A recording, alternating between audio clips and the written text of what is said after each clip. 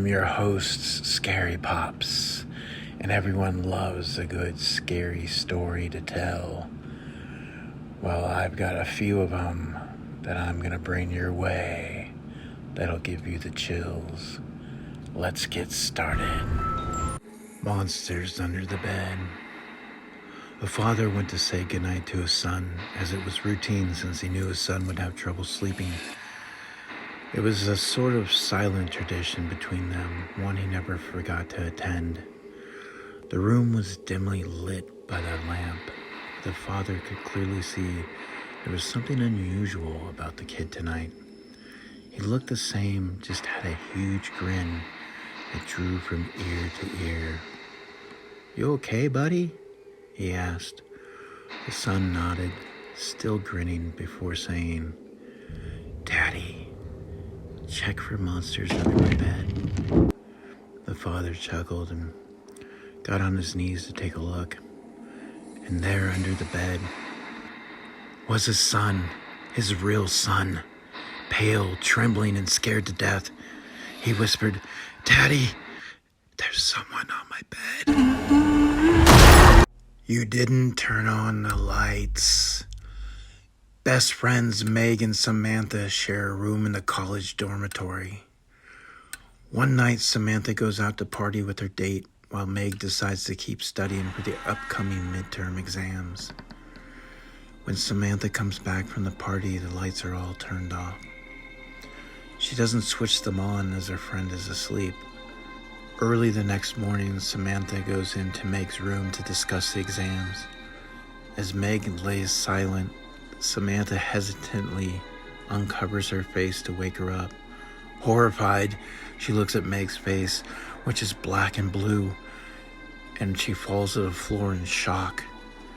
She sees that Meg's desk is all messed up, with only a note on the wall. It says, "Aren't you glad you didn't turn on the lights?" Whoever murdered her must have been in the room when Sam returned the night before. Echoes of the past. A young bachelor at the beginning of his career became very successful very quickly. So he bought himself a house. But one morning he awoke to the sound of running water. He rushed to the bathroom and saw that the bathtub faucet was running on full blast.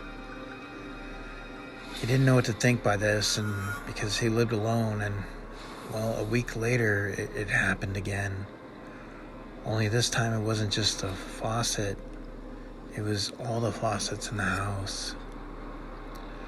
So the young man called a repairman to come in and look at the pipes and see what he could do with fixing it and the water damage.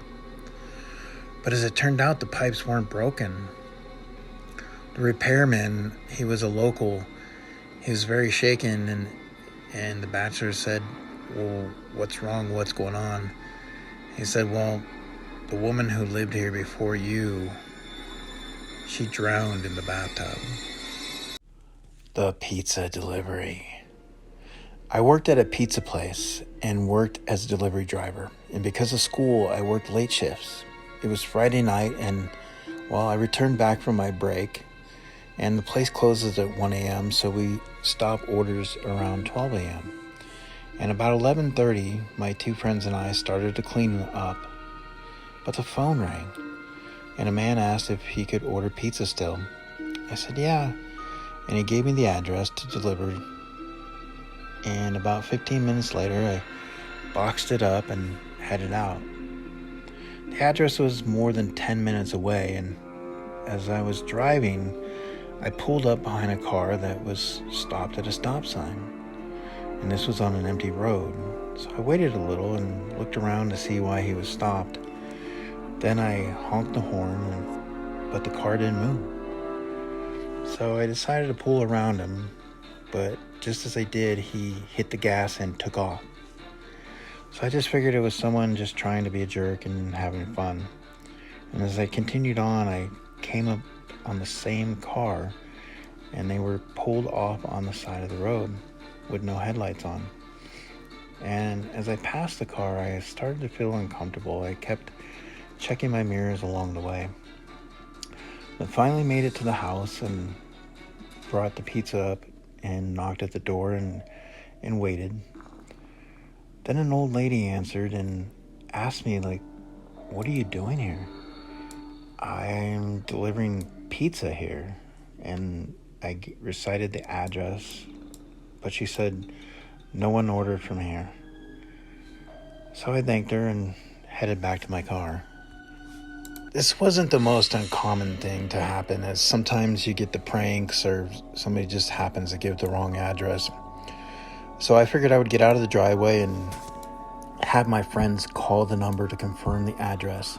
But as I was making my way out of the driveway, bright headlights blinded my view. And it was so bright, I knew it was a car coming towards me. But it was so bright I could barely even see. And since I was in the driveway, I knew I couldn't get around them. I waited to see what they would do. And after a minute, they shut their lights off. So I started to continue on down the driveway. And when I saw the car parked with its lights off, I had a feeling of fear take over, as the car I noticed was the one that I had passed on the way here. I started to get anxious, not knowing who was in the car or what they wanted. The front door opens and a man gets out and he starts coming toward me. Halfway he stops and he starts to wave at me as if he wanted me to pull up next to him. So at this point I was getting nervous and scared, but I tried to be calm. And as I pulled next to him, he didn't say anything. He just started to walk around my car.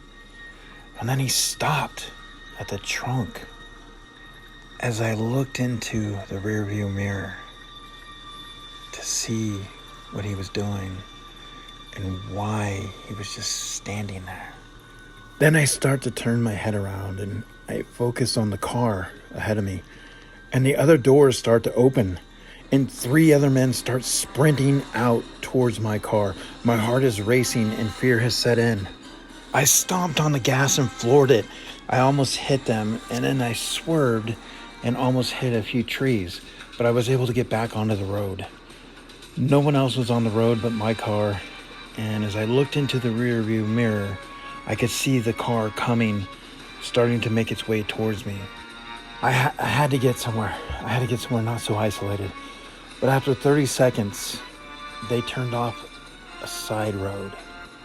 I told my friends, they said to call the cops, and I did report it. And the next day, the police called and they let me know that 3 of the men were arrested in that same driveway that I was in, trying to rob another car. They were caught when the lady called the police because she was having people come to her house with delivery orders that she didn't deliver. So they were using that address to lure people out where they would then try to rob them.